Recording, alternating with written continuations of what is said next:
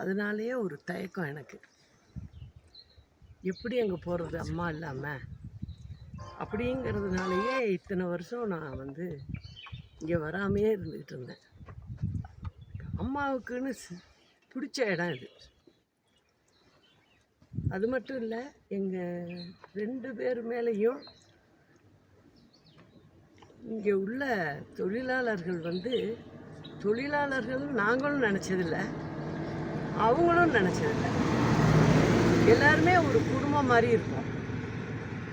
இப்போ அம்மா வரும்போதெல்லாம் பார்த்திங்கனாக்கா தொழிலாளர்களுக்கும் கூட சகஜமாக அவங்க இலை எடுக்கிற இடத்துக்கே போய் பேசிகிட்டு இருப்போம். அந்த மாதிரி ஒரு சகஜமாக அம்மா இந்த இடத்துல வாழ்ந்துருக்காங்க.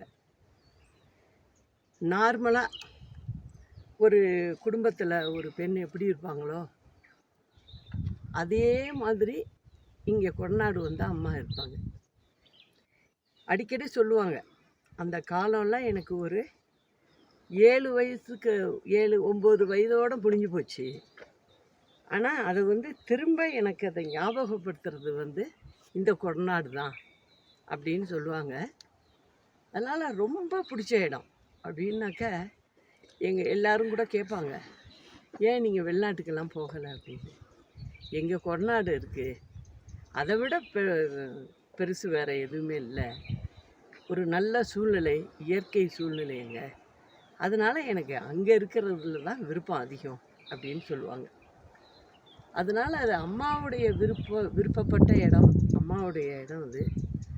அதனால் வந்து இங்கே அம்மாவுக்காக ஒரு நினைவு ஒன்று நம்ம செஞ்சு ஆகணும் அப்படிங்கிறத நான் பெங்களூர்லேருந்து வந்ததுலேருந்து நினச்சிக்கிட்டு இருந்தேன்.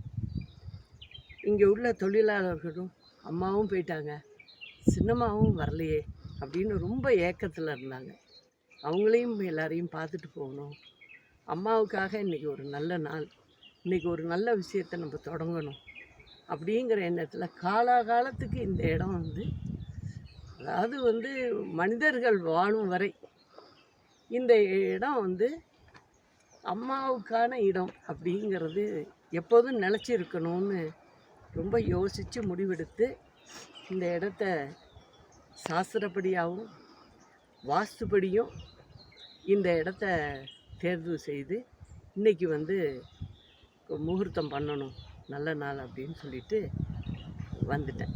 வந்து அதை செஞ்சேன். இருந்தாலும் எனக்கு வீட்டுக்குள்ளே இருக்கிற ஒவ்வொரு நொடியும் ஒவ்வொரு பக்கம் திரும்பும்போதும் அம்மா என் கூட இருக்கிற மாதிரியே ஒரு ஃபீலிங். அம்மாவுடைய இருக்கிற மாதிரி தான் நான் நினச்சி இருக்கேன். அதையும் மீறி நான் அம்மாவுக்காக நிறைய செய்யணும். அதெல்லாம் செய்யணுங்கிற எண்ணத்தில் நான் வந்து முதல் படியாக இந்த இடத்துக்கு வந்திருக்கேன். டூரிஸ்ட்டை நம்ம அலோவ் பண்ணுவோமா? அதுக்காக தான் நான் இந்த இடத்தையே தேர்வு செய்யேன். அதாவது வந்து எஸ்டேட்டுக்குள்ளே இருந்தால் எல்லோரும் பார்க்க முடியாது.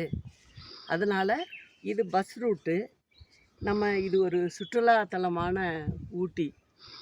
அதனால் வந்து எல்லோரும் வந்து அம்மாவை பார்க்கணுங்கிற எண்ணத்தில் தான் இந்த இடத்த தேர்வு செஞ்சுருக்கோம்.